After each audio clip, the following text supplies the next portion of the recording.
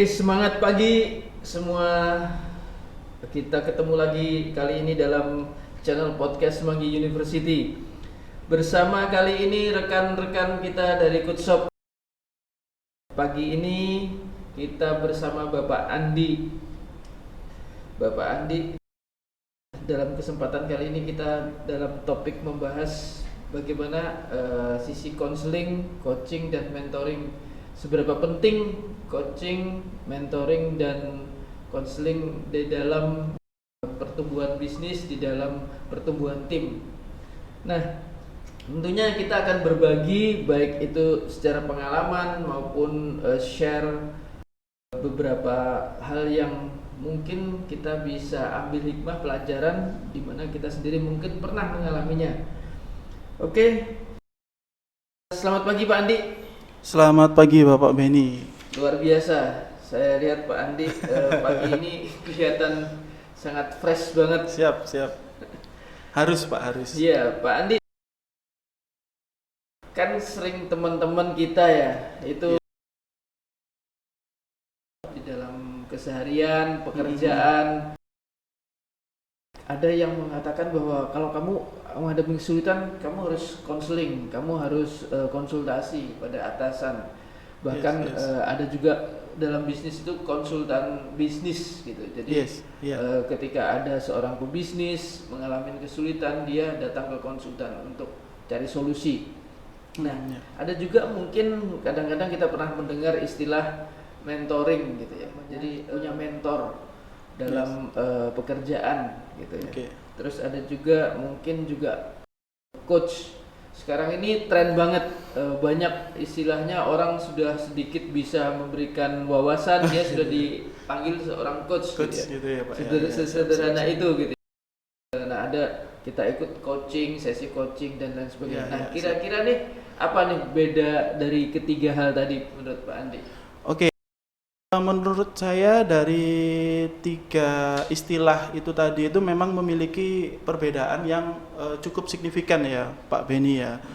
Di mana masing-masing itu juga memiliki latar belakang kenapa kita ketika menghadapi ini harus pilih yang mana seperti itu.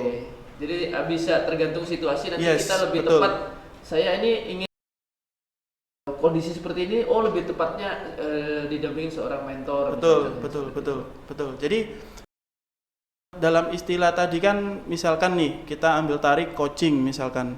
Coaching ini kan bisa kita artikan sebagai coach ya. Coach berarti pelatih ya. Pelatih. Jadi sama seperti ya kita misalkan kita ilustrasikan misalkan pelatih sepak bola ya.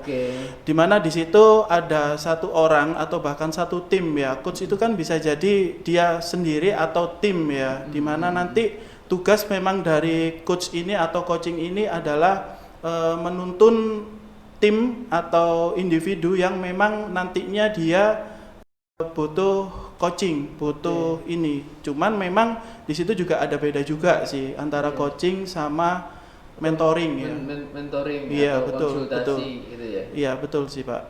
Kalau coaching itu lebih ke arah dia biasanya menginstal segala sesuatunya dulu. Jadi lakukan ini. Jadi ada kayak program gitu ya. Iya, sudah ada kayak silabus, kayak programnya seperti itu, Pak.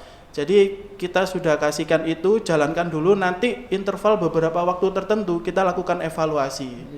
Apakah dari cara tersebut itu cukup efektif, cukup bisa menjawab apa yang menjadi keluh kesah atau tantangannya tim atau individu itu tadi, Pak.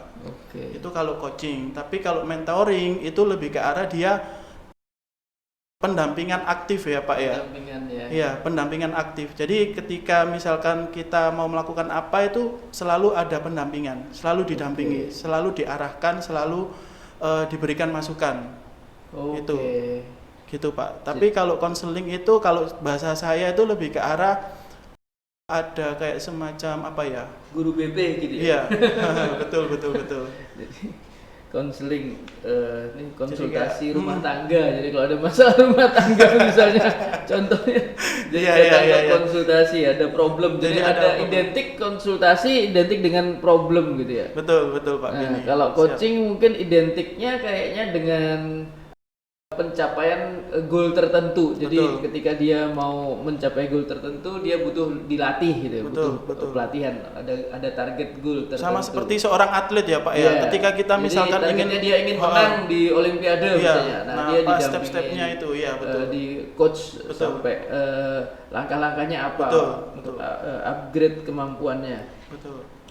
Nah, ngomong-ngomong, mungkin di antara konsultasi atau coaching dan mentoring, mungkin Pak Andi pernah punya pengalaman di antara 3 tadi yang cukup berkesan dan menarik dalam perjalanan mungkin membangun karir selama ini, Pak. Oke, siap Pak Benny. Jadi sedikit cerita nih ya berarti ya. Kita waktu itu tahun kurang lebih 2016 Pak. Di situ. Nah, di situ intinya pada saat itu ya, saya ini kan levelnya masih level staff. Cuman diberi kepercayaan oleh manajemen untuk naik tingkat lah, ibarat kata naik kelas lah kalau bahasanya ya. Jadi mau ndak mau Pak, suka ndak suka, itu banyak sekali yang harus saya upgrade dalam diri saya tentunya. Nah, untuk itu saya pasti membutuhkan pendamping, baik itu bisa coaching, mentoring maupun bahkan tadi konseling Pak. Tiga-tiganya itu hampir saya butuhkan pada saat itu Pak. Karena untuk naik ke jenjang yang lebih tinggi itu kan memang ya butuh effort, butuh memang upgrading yang benar-benar nggak main-main seperti itu sih Pak Benny. Nah, pada saat tentunya ketika di level existing saat itu dan mungkin mau di-upgrade ke level yang lebih tinggi, tentunya ada skill atau kemampuan-kemampuan yang harus di-upgrade atau dikuasai. Yes, yang sebelumnya mungkin belum dikuasai, ada hal-hal yang ingin diuber. Nah, sebenarnya lebih banyak enaknya atau enggak nih Pak? Bisa ceritakan mungkin enaknya di mana, enggaknya di mana nih? Ya, kalau saya ngomong jujur nih ya teman-teman ya. Kalau saya ngomong jujur itu di awal-awal memang banyak nggak enaknya Pak. Karena nggak kita apa nih, karena contohnya? Ibarat kata gini nih, kita sudah nyaman nih dengan kondisi kita yang sekarang, dengan posisi kita yang sekarang. Tapi kita diminta untuk terus upgrade. Upgrade skill, upgrade knowledge, terus wawasan, cakrawala berpandang. Kita mau ndak mau harus dituntut untuk bisa ke arah atau ke level sana Pak. Memang secara awal-awal saya akui, memang secara awal-awal berat Pak, berat dan wah kok gini ya. Kena mental banget gak? Wah banget Pak, banget ya. Banget Pak, banget. Bahkan pernah sampai mungkin di pengalaman sampai mungkin ke hal yang sifatnya kesehatan juga. Pernah dulu pernah ya, bener ya? Bener Pak, pernah sampai saya jatuh sakit kurang lebih 1 minggu lah ya. Iya. Karena itu juga. Gimana ya. tuh sampai sebegitu? Apakah karena memang tidak tuntut atau mungkin memang begitu keras kira-kira? Karena memang begini Pak, kalau saya bilang memang yang tadi saya sampaikan itu dari level bawah ke atas itu kan memang harus ada, kalau saya bilang harga yang harus dibayar Pak, bahasanya ya. Jadi memang ya mau ndak mau, suka ndak suka, kita harus keluar dari zona nyaman kita untuk upgrade menjadi lebih baik Pak. Seperti bahasanya itu kepompong yang berubah menjadi kupu-kupu. Dia harus puasa dulu jadi kepompong, nggak ngapa-ngapain, akhirnya dia bisa jadi kupu-kupu, seperti itu sih Pak. Nah, tentunya kan ada hal Pak yang boleh dibilang ketika kita lebih fokus ya dalam ikut sesi coaching, berarti ada program-program yang diikutin. Pastinya boleh dibilang ada hal yang terkorbankan. Pasti itu Pak. Nah, itu gimana Pak untuk membagi, mungkin selama ini cukup banyak waktu setelah ikut sesi coaching atau pelatihan atau mentoring, mungkin waktu yang semula cukup banyak bisa banyak bahkan terkuras atau hilang gitu loh. Iya. Jadi memang ada yang memang harus dikorbankan Pak Benny pada saat itu. Intinya begini, utamanya waktu sih Pak. Jadi dulu mungkin waktu kita berada di posisi itu, waktu itu kelihatan banyak banget. Kita bisa ngapain, kita bisa sesuka kita lah, ibarat kata seperti itu, suka-suka kita. Tapi begitu kita komit ya Pak ya, komit karena kita sudah mengambil itu gitu ya. Ya mau enggak mau kita komit, itu yang pertama. Otomatis ketika kita sudah komit, waktu yang tadi misalnya kita buat senang-senang, kita pergunakan untuk belajar, Pak. Bahasanya seperti itu. Nah, banyak teman kita mungkin juga ketika ngalamin sesi seperti ini, dia merasa ada hambatan dari mungkin orang-orang terdekat, entah itu keluarga atau juga mungkin juga ya teman satu kantor juga ya, mungkin keluarga karena mungkin dari sisi waktu mungkin ya yang selama ini cukup banyak sekarang akhirnya juga teralokasikan pulangnya lebih malam misalnya contohnya, atau dari teman sendiri, mungkin teman sendiri ada yang mungkin nggak senang nih kalau wah Pak Andi lebih maju nih, saya sekarang sudah dulu teman selevel sekarang dia lebih naik lebih maju gitu. Nah mungkin dari sisi gimana cara menyikapin hal-hal seperti itu Pak? Oke, itu kalau bagi saya dua hal yang berbeda Pak untuk penanganannya ya Pak ya. Bagi saya kalau yang dikatakan teman itu dia adalah orang yang benar-benar support kita untuk lebih sukses, lebih maju ya Pak ya. Mau ndak mau, suka ndak suka memang Pak, kalau dibandingkan saya dulu dengan sekarang, teman saya banyakkan dulu Pak dibandingkan sekarang Pak. Terus terang aja. Cuman dari situ saya bisa tahu mana teman yang benar-benar membuat saya itu untuk lebih maju lagi, lebih sukses lagi, lebih berkembang lagi. Saya jadi tahu mana-mananya. Ada yang teman kan ya, dulu mungkin teman ya, cuman dia mungkin ya ambil enaknya aja ya Pak ya, dalam tanda kutip ya. Itu penangan saya di situ sih. Ya saya biarin aja kalau terkait circle pertemanan ya Pak ya. Nanti mau ndak mau, suka ndak suka, dia yang memang nggak mau mendukung saya untuk sukses, dia akan tersingkir dengan sendirinya. Itu. Tapi beda penanganan kalau keluarga Pak. Kalau keluarga saya kasih pengertian Pak Beni, lebih ke arah ke pengertian, pendekatan ya dari hati ke hati ya. Mereka cukup bisa menerima keadaan itu. Bisa, cukup bisa. Saya yakinkan ke mereka bahwa apa yang saya lakukan ini itu juga untuk kalian ke depannya, untuk kamu ke depannya, buat masa depan kita. Memang mungkin saat ini ya mungkin namanya misalkan kita lagi bangun, kita lagi memulai, itu memang ya berat seperti ini. Tapi nanti ketika ini sudah mulai jalan, sudah mulai berkembang ya wis ngalur indah pada waktunya ya. Iya betul Pak. Istilah orang sekarang. Betul Pak. Nah dalam hal apa ya istilahnya itu mungkin ada sesuatu juga hambatan dalam proses coaching itu sendiri. Pasti. Apa kira-kira hambatan yang sering dialamin? Gini, saya jawab begini sih Pak. Manusiawi orang itu ketika semangat, daya juang itu naik turun ya Pak ya. Mungkin itu yang paling sering saya alami ya. Naik turunnya performa, naik turunnya semangat, seperti itu pasti. Sepanjang perjalanan waktu pasti ada yang seperti itu. Cuman kalau dari saya pribadi nih, dua kuncinya Pak. Yang pertama tadi komitmen. Jadi ketika kita sudah mengambil sebuah keputusan, mau ndak mau, suka ndak suka, komitmen atau tanggung jawab yang ngikut di belakangnya itu harus kita terima. Itu yang pertama. Lalu yang kedua tadi yang saya sampaikan bahwa saya percaya bahwa apa yang saya sampaikan ini akan indah pada waktunya. Jadi ketika saya ada di titik paling rendah, saya ingat lagi, oh ya, saya melakukan ini untuk tujuan ini loh. Akhirnya entah dari mana ada semangat datang.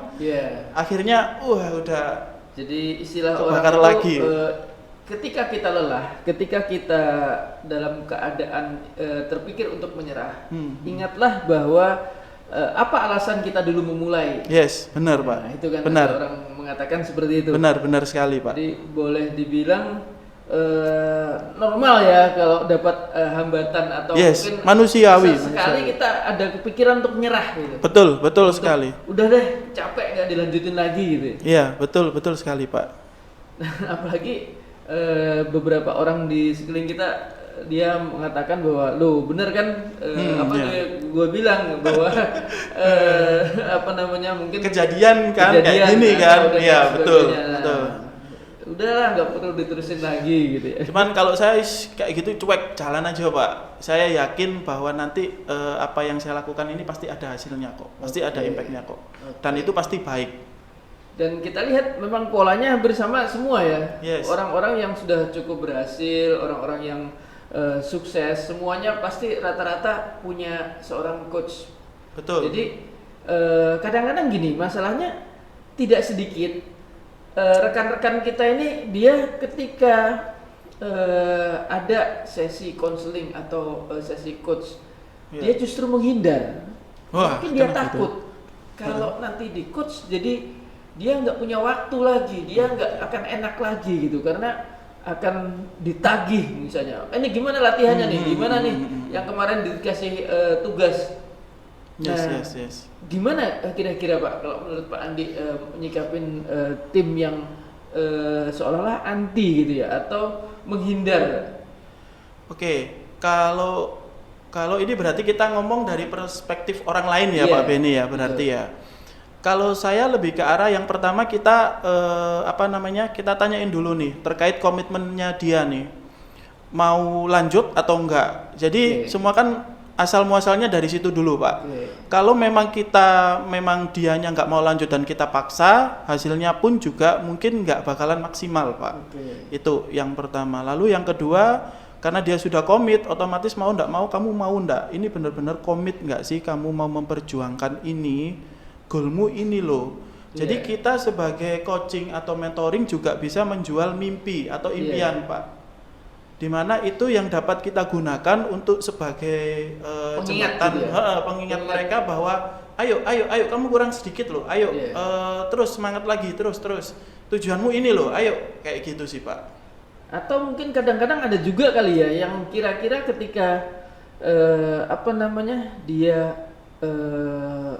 menghindar itu karena alasannya misalnya nanti jadi ada diketahui atau kesalahan-kesalahannya gitu. Padahal kan sebenarnya harusnya lebih bagus. Tapi pengalaman Pak Andi nih mungkin juga pernah punya tim yang seolah-olah tuh kurang antusias ketika jadi hanya formalitas lah. Oke, ya.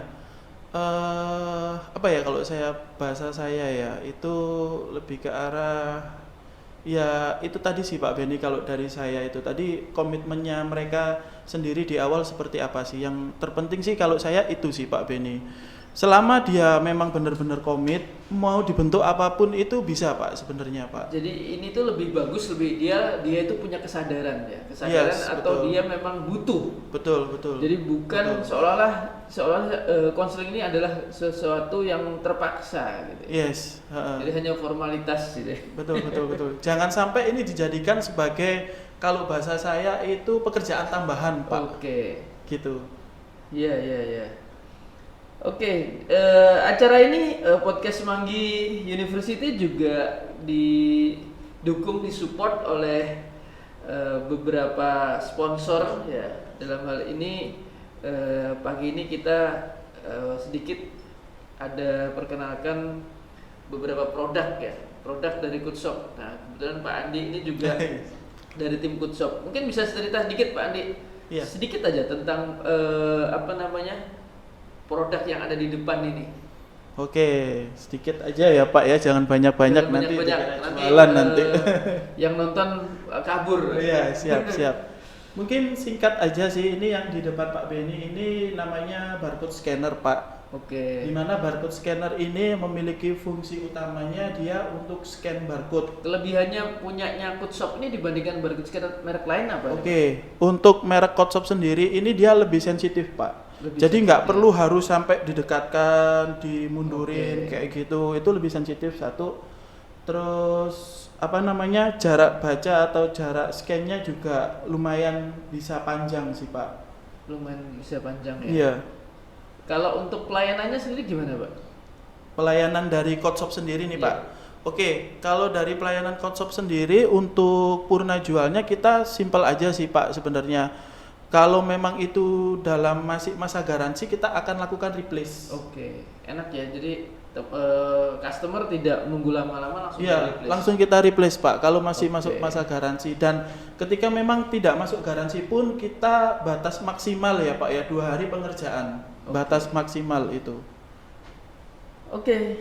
Terima kasih Pak Andi pada kesempatan pagi hari ini. Siap, sama-sama. Mudah-mudahan banyak banget pelajaran yang bisa kita serap sehingga menjadi sebuah motivasi untuk kita, sebuah inspirasi buat kita juga untuk bisa maju, untuk berkembang, karena tentunya setiap orang ingin sukses, ingin berhasil, namun tidak segampang teori. Kadang-kadang juga kita juga hadapi kendala, masalah dalam perjalanannya, mungkin karena manusia juga motivasinya naik turun. Nah, seperti tadi pengalaman Pak Andi, intinya kita ingat lagi dengan goal kita, ingat lagi dengan perjuangan impian yang kita ingin wujudkan sehingga kita tetap survive. Yes, siap. Oke, gitu aja pagi hari ini. Semangat selalu, sukses buat kita semua.